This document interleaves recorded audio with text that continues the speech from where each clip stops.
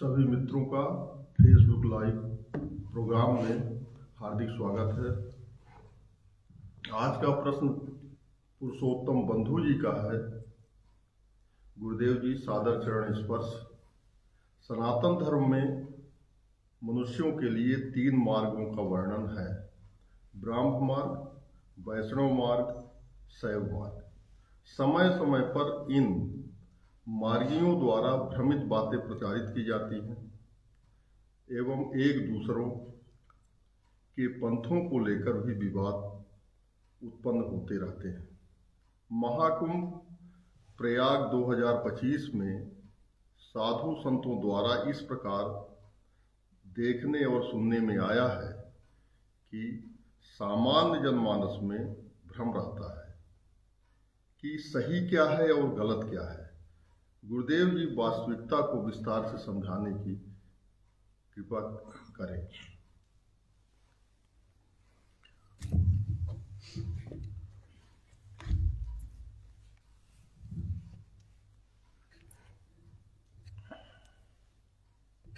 स्वागत है बंधु जी।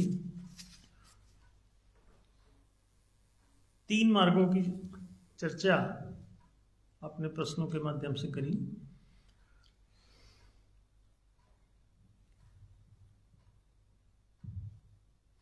मनुष्य की 3 प्रवृत्तियां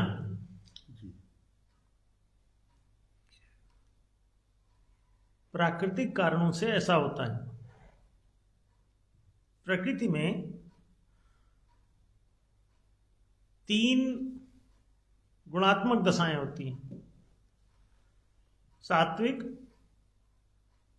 राजसिक, तामसिक। प्रकृति त्रिगुणमयी ही है। इसमें प्रकाश का गुण है, अंधकार का गुण है और मध्य में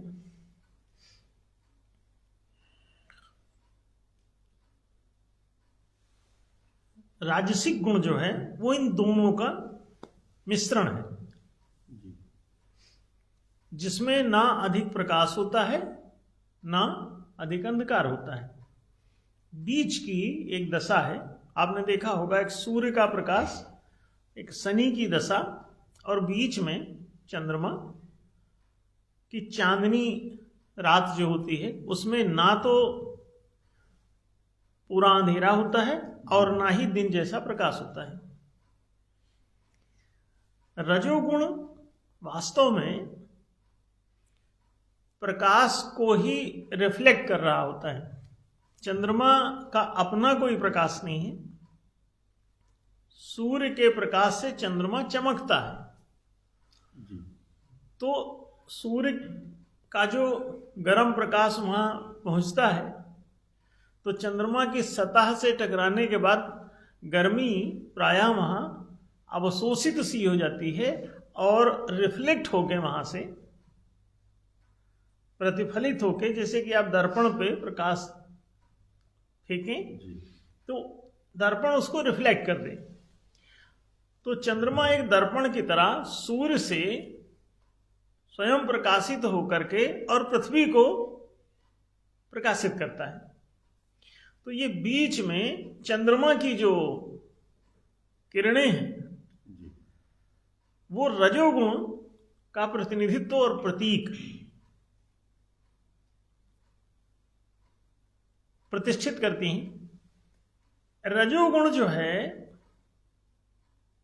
वो ऐसा समझ लें कि किसी को सत्य का ज्ञान हो जाए और वो अज्ञानपूर्ण अभ्यासों से ग्रस्त रहे और धीरे धीरे धीरे धीरे अपने जीवन में सत्य की वृद्धि करे, सदाचार और सद्व्यवहार का पालन करते हुए आगे बढ़ना प्रारंभ कर दे। तो ये बीच की एक संक्रमण दशा है, संक्रमणकालीन एक अवस्था है जिसमें ये ट्रांसफॉर्म हो रहा है। ये तमोगुण से निकल करके और सतोगुण की ओर जा रहा है।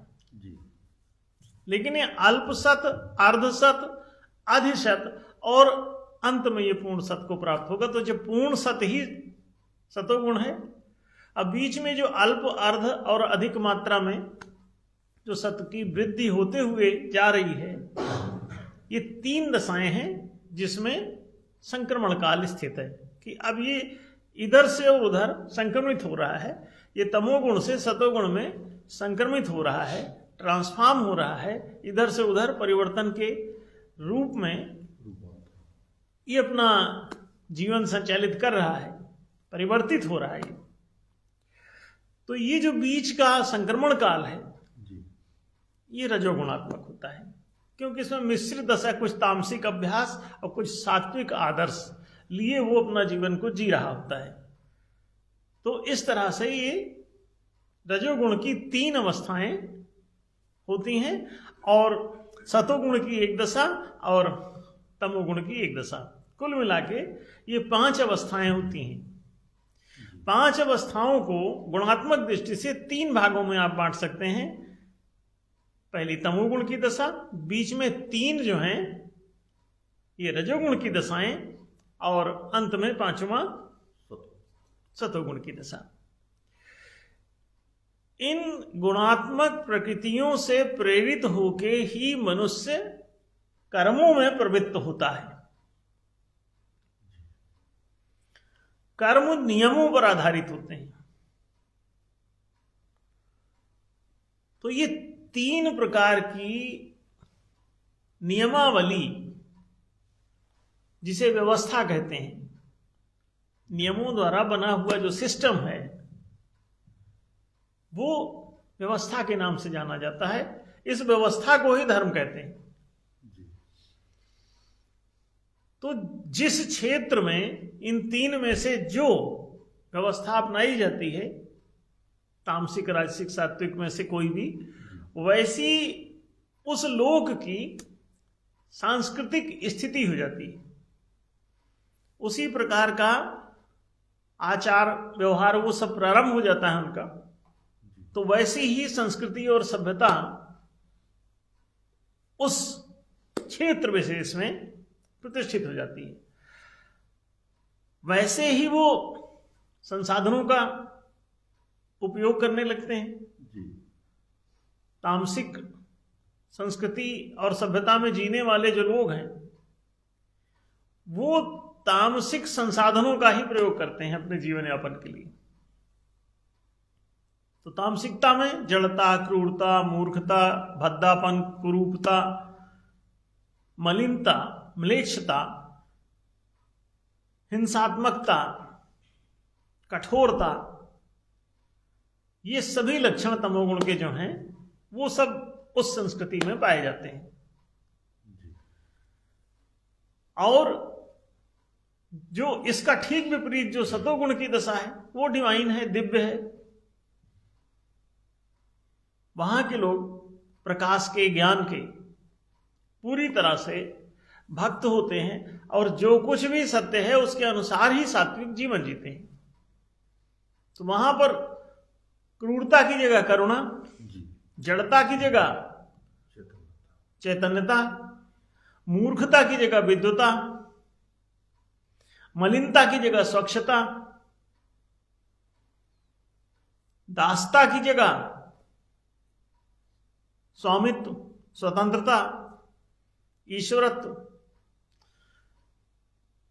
ये जस्ट तमोगुण के जो जो लक्षण हैं उसके विपरीत वाले जितने लक्षण हैं, अंधकार के विपरीत जो प्रकाश के लक्षण हैं,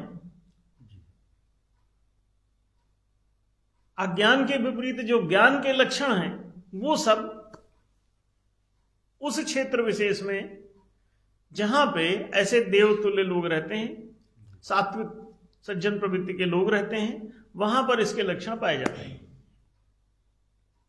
तो ये अंधकार और प्रकाश के 2 गुण धर्म हैं जिनमें लोग प्रवृत्त होते हैं, तदनुकूल कर्मों का आचार व्यवहार करते रहते हैं। तो जिस क्षेत्र में जैसी प्रवृत्ति, जैसी प्रकृति प्रतिष्ठित हो जाती है, उस क्षेत्र को उन्हीं के नामों से जाना जाता है। तामसिक जो परिवेश है वो दैत्य लोक या नरक लोक कहलाता है। जिसे जंगल राज कहते हैं, वहां जंगली वहसीपन, क्रूरता, कठोरता, मांसाहार, इस तरह की तमाम विभत्स चीजें पाई जाती हैं। मलिनता, म्लेच्छता, मलमूत्र भक्षण करने वाले जितने तांत्रिक आंतरिक उपद्रवी जो हैं, काले कपड़े धारण करने वाले, जी ये सब उसमें पाए जाते हैं। उनके यहां शनि के मंदिर, क्योंकि शनि तमोगुण का देवता है, शनि का ही एक फॉर्मेट यम है, तो वो यमलोक के नाम से भी जाना जाता है। शनि उनका राजा, शनि के गुणधर्म वाला व्यक्ति ही चुन के वहां राजा बना दिया जाता है। शुक्राचार्य के गुणधर्म वाला व्यक्ति वहां पर पुरोहित बना दिया जाता है।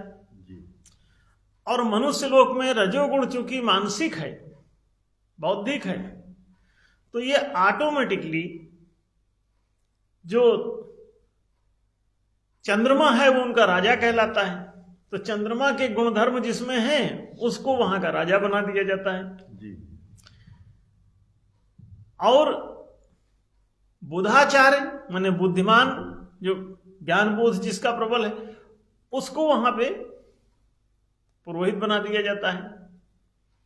तो उनका शुक्राचार्य और इनका बुधाचार्य। बुधाचार्य का मतलब गौतम बुद्ध से ना समझ लेना, वो तो दैत्य लोग के ही आचार्य थे और उन्होंने तो जबरदस्ती ही अपने नाम में बुद्ध जोड़ लिया था, क्योंकि बुधाचार्य मनुष्य लोक के फेमस आचार्य हैं। ये पदवियां हैं।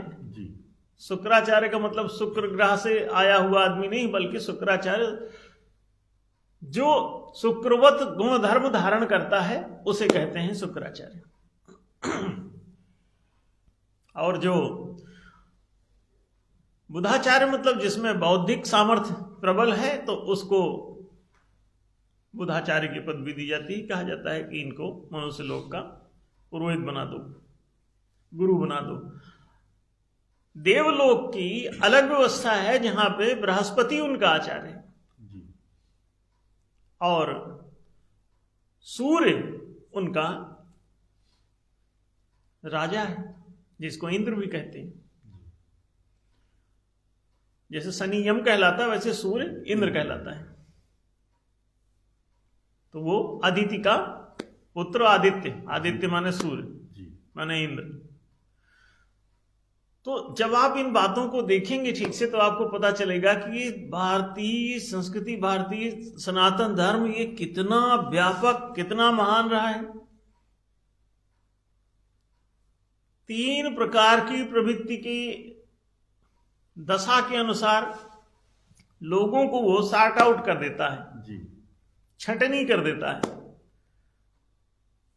चुन देता है कि इन 5 जन का चुनाव हो जाता है। उनमें जो अपराधी किस्म के हैं, हिंसक, मलिन, तमोगुण के जो लक्षण है जिनमें पाए जाते हैं, उनको वहां भेज दिया जाता है।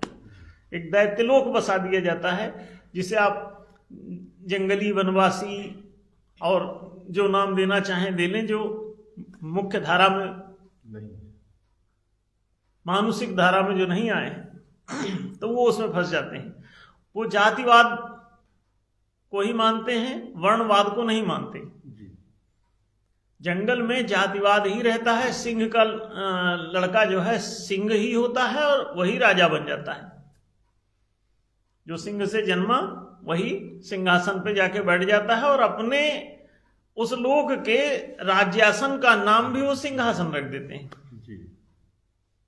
मनुष्य लोक में वो राज्यासन ही रहता है, उसको सिंहासन की पदवी नहीं दी जाती और ना ही राजा के नाम में।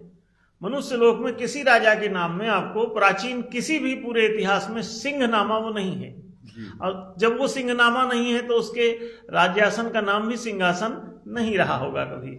आज जो सभी सिंहनामा है, ये सिंघल द्वीप अलग बसा हुआ था, जो श्रीलंका में अंत्यज जो इनको समाज से निकाल दिया जाता था अपराध करने के जुर्म में। पहले दंड का विधान नहीं होता था। न वही राज्यम न राजासीन न च दंडो न दांडिका धर्मेण दैव प्रजा सर्वे रक्षन्ते परस्परम। ये महाभारत का श्लोक है जो आप पढ़ सकते हैं उस ग्रंथ में। और इसका अभिप्राय ये है कि जब सनातन धर्म था, सनातन मानव धर्म जब था पृथ्वी पर, देवधर्म था। तो उस समय इस प्रकार का कोई सिंह राज नहीं होता था, न सिंहनामा लोग होते थे। अब कहां से आए? बीच मध्यकाल में पुराने किसी ग्रंथ में आप किसी राजा के नाम में सिंह जुड़ा हुआ नहीं पाएंगे, और सिंहासन का नाम भी आप राज्यासन पाएंगे। जब राजा के नाम में सिंह नहीं तो उसका आसन भी कभी सिंहासन नहीं होता था। अब क्यों है? क्योंकि उसी प्रकार के लोग बैठे हैं। अब तो उनके आसनों में भी एक सिंह इधर चित्र बना रहता है, उस पर बैठते हैं। आप देख सकते हैं कहीं भी। क्यों? सैव मार्गी हावी हो गए। सिंहत्व जो है वो असुरत्व है, आसुरी प्रवृत्ति है। कृष्ण कहते हैं दौ भूत सर्गव लोके यस्मिन् दैव आसुर एव च। इस मानव समाज में दो दिशाएं होती हैं, एक बाईं दिशा, एक दाईं दिशा, एक लेफ्टियस, एक राइटियस, एक तामसिक और एक सात्विक। मनुष्य रजोगुण से बीच में स्थित रहता है। तो जो बाईं तरफ चले गए वो सब वाम मार्गी हो गए, जो दाईं तरफ चले गए वो सब दक्ष मार्गी हो गए। तो राइटियस एंड लेफ्टियस, राइट माने सही, लेफ्ट माने उल्टा उसका। सही का उल्टा क्या? सत का उल्टा असत, सत का उल्टा दुस, सज्जन का उल्टा दुर्जन, शिष्ट का उल्टा दुष्ट। तो आप समझ सकते हैं कि मनुष्य के अगर इसने उन्नति की, मनुष्य लोक में रहते हुए इसने उन्नति किया तो ये देवता हो जाता है, और जब पतन किया तो ये दैत्य हो जाता है।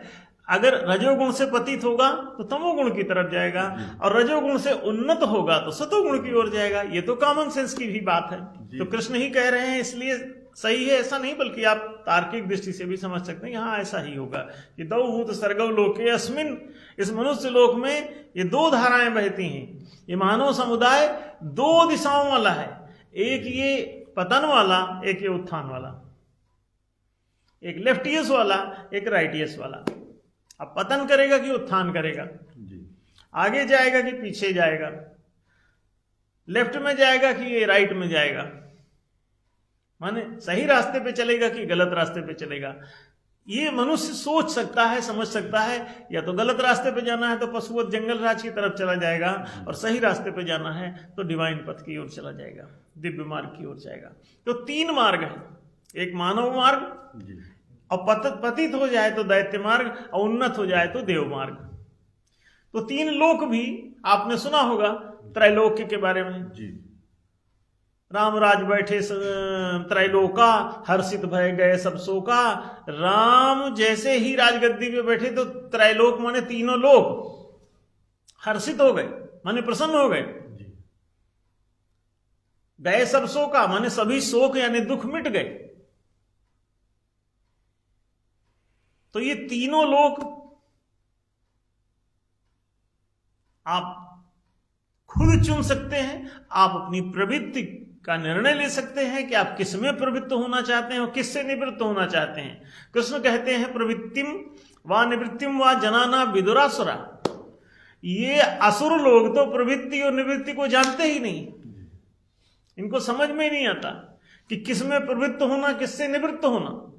सत में प्रवृत्त होना है और असत से निवृत्त होना है। ये उपनिषदों ने आपको पहले बता दिया। उपनिषद का मतलब ये होता है उपधन निधन सत।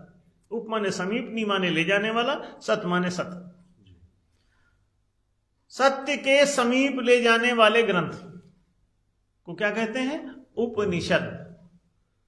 उपनिषद कहता है एक ही प्रेयर करो, असतो मां सद्गमय, कि असत नहीं सत की ओर चलो, लेफ्टियस नहीं राइटियस की ओर चलो, गलत नहीं सही की ओर चलो। तमसो मां ज्योतिर्गमय, नहीं अंधकार नहीं प्रकाश की ओर चलो, अज्ञान नहीं ज्ञान की ओर चलो। मृत्यु और मां अमृतम गमय, मृत्यु नहीं जीवन की ओर चलो। अभी कहते हैं जिसको देखोगे जो दैत्य मार्गी है वो मृत्यु के मार्ग की तरफ जाता है, मृत्यु का चयन करता है और सैवमार्गी हो जाता है। शंकर जी को क्यों अपनाता है? क्योंकि मृत्यु उसे प्रिय है।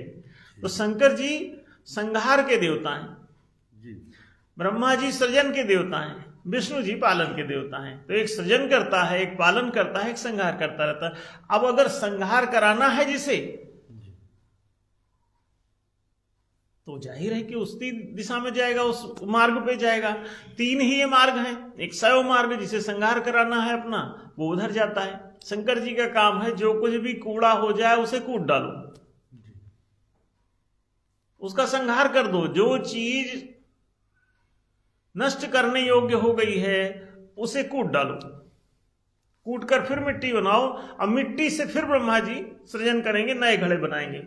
जो शरीर घट की तरह है, जैसे कुम्हार घट बनाता रहता है, वैसे ब्रह्मा जी सृष्टि की रचना करते रहते हैं। आपका बाल कौन बना रहा, आपकी आंख कौन बना रहा, आपका वो ब्रह्मा जी दिखाई नहीं देते। ये तीनों देवता अदृश्य रहते हैं। ये अदृश्य रहते हुए अपने काम करते हैं, क्योंकि दृश्यमान हो जाएं तो आप इनको कूट डालें।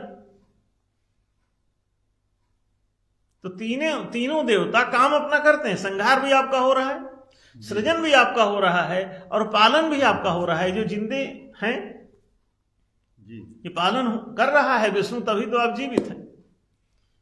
तो वो देवता अगर निष्क्रिय हो जाए तो आपका पालन ना होगा,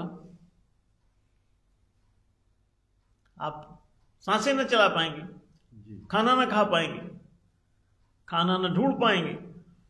तो विष्णु जो है वो आपको पालन करता रहता है, और ब्रह्मा जी आपका सृजन करते रहते हैं, और शंकर जी आपका संहार करते रहते हैं।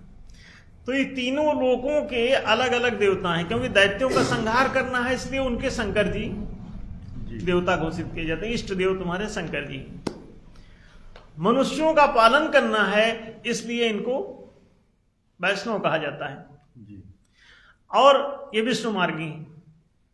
और देवता चूंकि वो सृजनात्मक होते हैं खुद ही, तो वो ब्राह्म मार्गी होते हैं। तो देवता सभी ब्राह्मण कहलाते हैं इसी वजह से। तो ब्राह्मण देवता है, और क्षत्रिय, वैश्य और शूद्र ये तीनों मनुष्य हैं, मानव। और जो निषाद है, माने जो अपराध करता है, जो तमोगुण से ग्रस्त है, जिसमें जड़ता है, मूर्खता है, सही गलत समझता है, नहीं 2 + 2 = 4 होगा या नहीं होगा, 3 होगा कि 5 होगा कि 8 कि 15, कुछ भी हो सकता है उसका। ये तामसिक है, मूर्ख है। भैंस के लिए क्या है, 2 + 2 = 4 ही होगा भैंस का? नहीं, कुछ भी हो सकता है।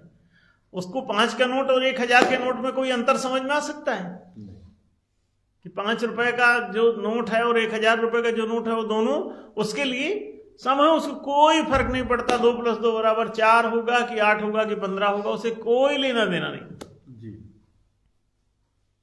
तो मूर्खों के देवता, पशुओं के देवता शंकर जी, क्योंकि उनको भगवान शंकर को पशुपतिनाथ कहते हैं। नेपाल में बहुत बड़ा शंकर जी का मंदिर, जिसका पशुपतिनाथ का मंदिर वर्ल्ड फेमस है। और भगवान शंकर के अस्त्र को पशुपतास्त्र भी कहते हैं, जो सबसे खतरनाक उनका अस्त्र है। तो पशुपति हैं, पशुओं के अधिपति। तो मनुष्य भी जो पतित होकर के सही गलत 2 + 2 = 4 की भक्ति नहीं करता, वो 3 5 कुछ भी करते रहता है, तो उनको सबको पशु कहा जाता है, क्योंकि वो पशुवत हैं। मनुष्य होकर भी जो पशुवत हैं, तो वो सब शैवमार्गी हो जाते हैं अपने आप। शंकर जी उनके नियामक देवता हैं, और शंकर जी ना हो तो ये बड़ा आफत करें। शंकर जी इनको कंट्रोल किए रहते हैं, इनको आगे बढ़ने नहीं देते, इनको नियंत्रित करके और मृत्यु की तरफ धकेलते रहते हैं। तो काली और दुर्गा उनकी 2 पत्नियां हैं। इसीलिए एक जो कहता है मैं सुधर जाऊंगा, उसको दुर्गा की तरफ लगा दिया जाता है। एक जो कहता है नहीं मैं सुधर नहीं पाऊंगा, मैं जैसा हूं वैसा भटकता रहूंगा गलत रास्ते पर, तो कहते हैं काली की उपासना करो, तुम्हें काल कवलित कर देंगी। तो काली और काल भैरव के रूप में शंकर जी उनका कल्याण करते रहते हैं। कल्याण माने विनाश। और दुर्गा दुर्गति नाशिनी, ये दुर्गति में जो फंस गए हैं, इनकी दुर्गति से इनको छुड़ाने के लिए हठ योग की जो शिक्षा दी जाती है कुंडलनी जगा के, तो वो दुर्गा सप्तशती में आप उसको पढ़ते हैं। 9 दिन की जो उपासना रहती है, नवरात्रि उपासना। तो नवरात्रि इसलिए उनके सब रात्रि की ही उपासनाएं रहती हैं, वो तामसिक लोग रहते हैं ना, तो उनके नवरात्रि उपासना, शिवरात्रि, नवरात्रि, ये सब बड़े रात्रि होता है। जी और ब्रह्मा और विष्णु का सब ये रोशनी का खेल है, हाँ। उनका अंधेरे का नहीं, दिन का काम। जी तो दोनों मनुष्य के सामने रास्ते खुले हैं, चाहे देवता बन जाए चाहे दैत्य बन जाए, चाहे तमोगुण ओढ़ ले चाहे सतोगुण ओढ़ ले, बीच में रजोगुण में इसका जन्म होता है मनुष्य का। जी तो मनुष्य जब भी उत्पन्न होता है इसलिए रजोगुण से ही उत्पन्न होता है। जो लोग रजोगुणी हैं वो मनुष्य योनि में बारंबार उत्पन्न होते रहेंगे, उनको उत्पन्न होना पड़ता है। और जो सतोगुणी हैं वो अपनी मर्जी से आते जाते हैं, मर्जी से वो चाहे तो मनुष्य का शरीर भी धारण कर लेते हैं, लेकिन उनकी मर्जी के विरुद्ध नहीं होता कोई काम, उनकी मर्जी से ही होता है उनका। जैसे कृष्ण कहते हैं जन्म कर्म च में दिव्यम, वो देवत्व का जन्म कर्म उनका डिवाइन रहता है, उनकी मर्जी से होता है। जबरदस्ती ना पैदा होते हैं ना जबरदस्ती उनको कोई मार सकता है। जब तक उनको जीना है तब तक जिएंगे, जब शरीर छोड़ना होगा तभी छोड़ेंगे। तो डिवाइन जो लाइफ है वो बहुत अच्छी है। देवलोक बसाओ, कश्मीर में 4000 साल पहले तक देवलोक बसा हुआ था। मनुष्य लोक मध्य भारत और भारत का निचला जो हिस्सा है वो सिंघल द्वीप वहां नीचे लटका हुआ है, आप जानते हैं उसको। तो सिंघल द्वीप उसे क्यों कहते हैं? श्रीलंका का पुराना नाम सिंघल द्वीप। वहां रहने वाले नागरिक आज भी सब सिंघली कहलाते हैं जी और अपने यहाँ के तमिल जो है वहां जाके कुछ रहे थे तो उनके साथ उनका वही पंगा है, तो बड़ा आतंक फैला हुआ था। जो वो लोग आपस में सिंघली और तमिल लड़ रहे हैं, तो तमिल लोग चले आए जी भारत में, वहां सिंघल द्वीप में काहे घुसे हैं। अब भारत में जो अपराध करता है उसी को सिंघल द्वीप में ट्रैप कर दिया जाता था। तो जो भी बदमाश है वो सिंघल द्वीप चला जाता था। रावण भी उत्तम कुल पुलस्त्य का नाती तो सिंघल द्वीप में क्या कर रहा था, वहां गया जी उसे हटा दिया गया था समाज से। तो जो कोई भी फिर बाद में जब श्रीलंका पे कब्जा हो गया, वहां जाने की जगह नहीं बची, तो अंडमान निकोबार द्वीप समूह को भी सिंगल द्वीप बना दिया गया था। वहां सारे काला पानी उतार दिया जाता था उनको।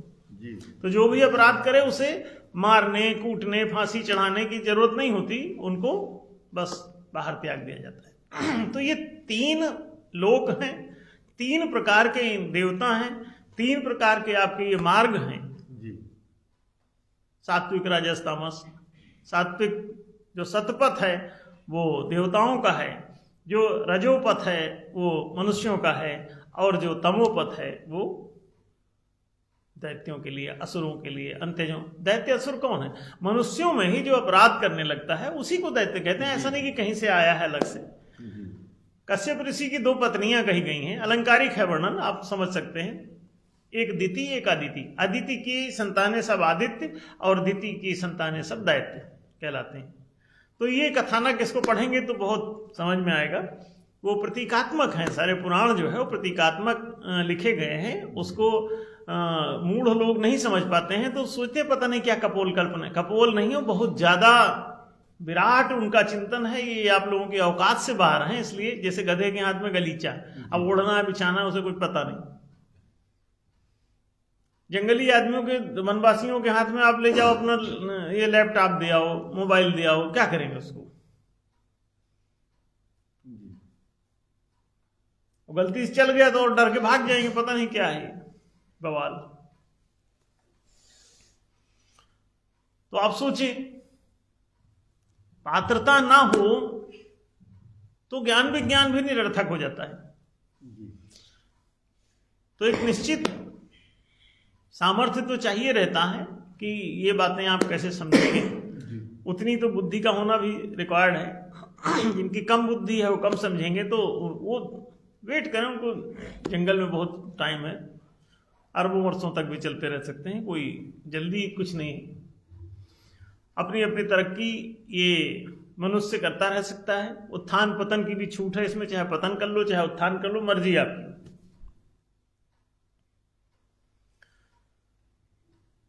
ये तीनों मार्ग बहुत महत्वपूर्ण हैं।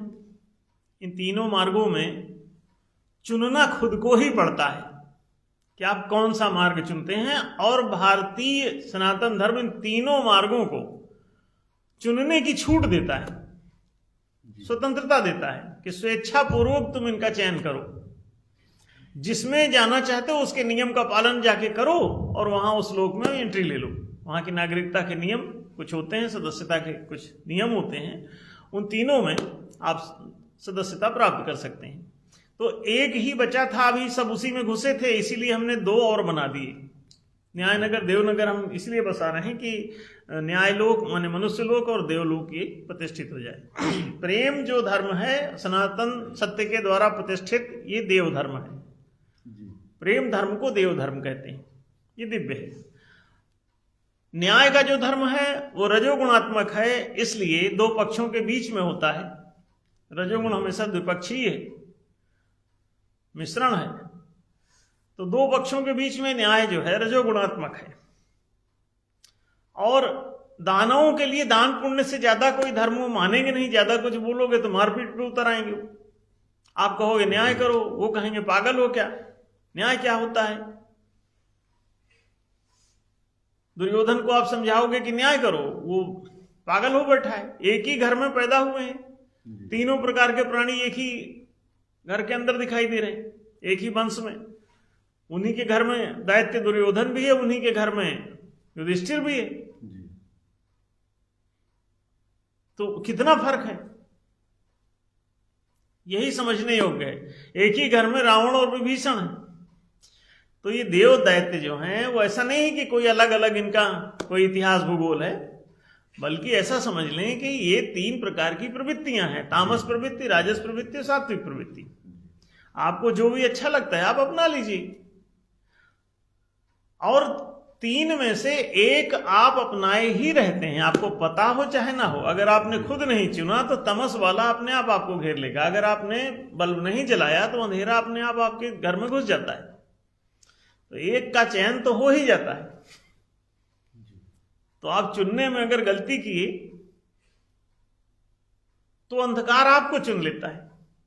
अब आप तमोगुण में जीने के लिए, तामसिक संस्कृति को जीने के लिए, तामसिक सभ्यता में रहने के लिए, जंगल राज झेलने के लिए और सिंहवत आचार व्यवहार करने के लिए आप मजबूर पाए जाएंगे।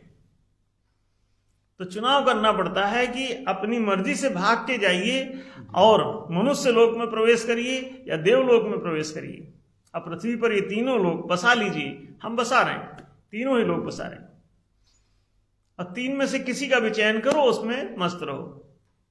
तो चाहे ब्राह्म मार्ग की ओर जाओ, चाहे वैष्णव मार्ग की ओर जाओ, और चाहे शैव मार्ग की ओर जाओ। तीनों रास्ते खुले हैं और तीनों रास्तों पर चलने की पूरी अब छूट होगी। अभी हमसे पहले ये सारे रास्ते मिला के एक ही हो गए थे, इसीलिए पूरी दुनिया में ब्रह्मा जी के सब अनुयायी समाप्त हो गए, उनके मंदिर सब तोड़ डाले गए, विष्णु के सारे मंदिर तोड़ डाले गए, और विष्णु के तीनों अवतारों राम और कृष्ण और कल की तीनों के मंदिर सब हटा दिए गए, खत्म हो गए।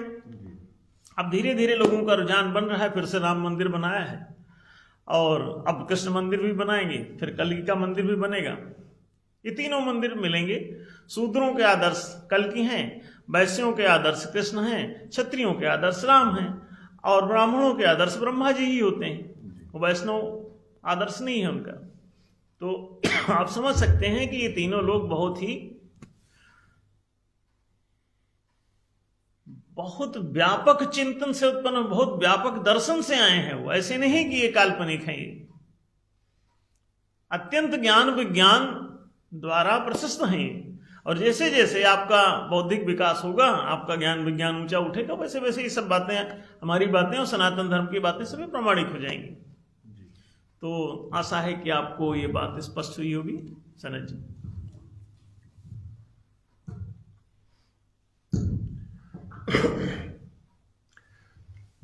जी गुरुदेव जी, कोटि कोटि नमन।